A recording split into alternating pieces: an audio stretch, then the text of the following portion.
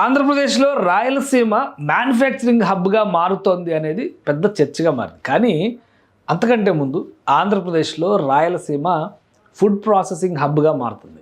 ఎందుకని అంటారా, ప్రతిష్టాత్మకమైనటువంటి కంపెనీలు, జాతీయ స్థాయి కంపెనీలు ఏపీని ఫుడ్ ప్రాసెసింగ్ రంగానికి సంబంధించి ముఖ్యంగా రాయలసీమని కేంద్రంగా ఎంచుకుంటున్నాయి.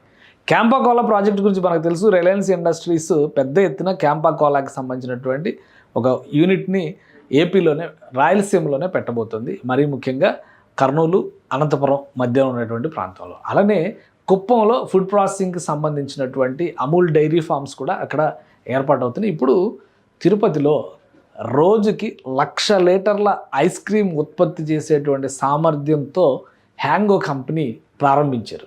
ఈ హ్యాంగో కంపెనీ ఏంటి, ఇది ఎక్కడి నుంచి వచ్చింది, కొత్తగా వింటున్నాం ఈ పేరు అని అనుకుంటున్నారా? హ్యాంగో అనేది దక్షిణ భారతదేశంలో most popular ice cream manufacturing company.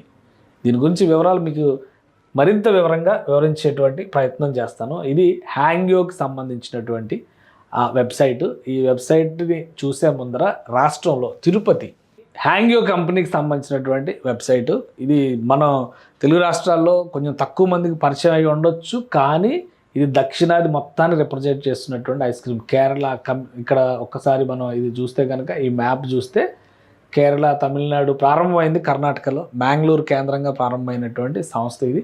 అటు మహారాష్ట్ర, గోవా విస్తరించింది, ఇటు కేరళ, తమిళనాడు, ఆంధ్రప్రదేశ్, తెలంగాణ, సదరన్ పెనిన్సులా మొత్తాన్ని కూడా కవర్ చేస్తున్నటువంటి ఐస్ క్రీమ్ కంపెనీ అనమాట. 23 years experience, 7 states, only 1 choice.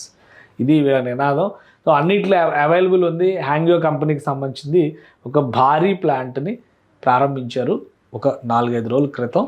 ఈ ప్లాంట్ ప్రారంభానికి సంబంధించినటువంటి హడావుడి ఏది పెద్దగా జరగలేదు. సింపుల్గా ప్రారంభోత్సవం చేశారు. స్థానికంగా ఉన్నటువంటి రాజకీయ నాయకుల్ని, మఠాధిపతుల్ని మాత్రమే ఆహ్వానించారు. కానీ దీని కెపాసిటీ చూస్తే మాత్రం రోజుకి 1,00,000 లీటర్ల కెపాసిటీతో ఉత్పత్తి చేస్తున్నటువంటి ప్లాంట్ అనమాట ఇది.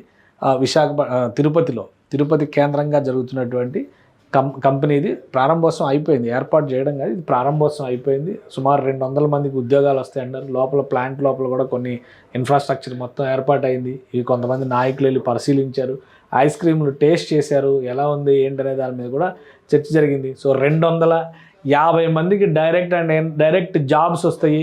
మరి కొంతమంది దీని మీద ఆధారపడి బతికేటువంటి అవకాశం ఉంటుంది.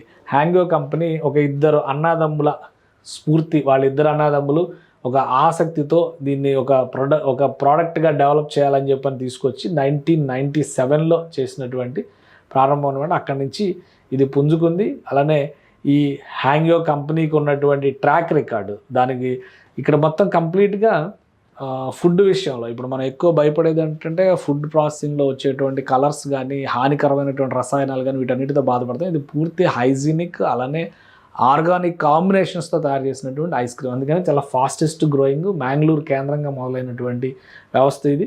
చాలా వేగంగా దక్షిణాది మొత్తాన్ని కూడా విస్తరించింది. ఇప్పుడు వీటన్నిటికీ కూడా ఒక సప్లై చైన్ని తిరుపతి కేంద్రంగా హ్యాంగ్యో ఏర్పాటు చేస్తుంది. ఎందుకంటే అన్ని రాష్ట్రాలకి పంపడానికి మధ్యస్థంగా ఉండేటువంటి ప్లేస్ ఇదని చెప్పని డిసైడ్ చేసింది. రిలయన్స్ సంస్థ కూడా క్యాంపా కోలా లాంటి ప్రోడక్ట్ని రాయలసీమ కేంద్రంగానే ఉత్పత్తి చేసి పెద్ద ప్లాంట్ని ఏర్పాటు చేస్తున్నారు. రాష్ట్ర ప్రభుత్వంతో ఒప్పందం కూర్చుకున్నారు. దాదాపు 1,500 కోట్ల రూపాయల ఇన్వెస్ట్మెంట్స్ పెడుతున్నారు.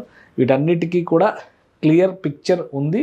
అంటే ఫుడ్ ప్రాసెసింగ్ రంగానికి సంబంధించినటువంటివి కూడా రాయలసీమలో మ్యానుఫ్యాక్చరింగ్ మాత్రమే కాదు, ఫుడ్ ప్రాసెసింగ్ రంగానికి చెందినటువంటి ప్లాంట్లు, ఫ్యాక్టరీలు కూడా రాయలసీమను వేదికగా ఎంచుకోండి. ఎందుకంటే జియోగ్రాఫికల్లీ సెంట్రల్లీ లొకేటెడ్, అటు ఇటు కూడా ట్రాన్సిట్ హబ్స్గా మారేటువంటి అవకాశం ఉన్నటువంటి ప్రాంతాలు కాబట్టి రాయలసీమలో ఇలాంటి పరిశ్రమలు వస్తున్నాయి. వీటి వలన అటు పారిశ్రామిక యాక్టివిటీ పెరుగుతుంది, ఆర్థిక పరమైనటువంటి ప్రయోజనాలు జరుగుతాయి, ఉపాధి మార్గాలు కూడా పెద్ద ఎత్తున పెరుగుతాయనేటువంటి ఆశాభావం కలుగుతుంది.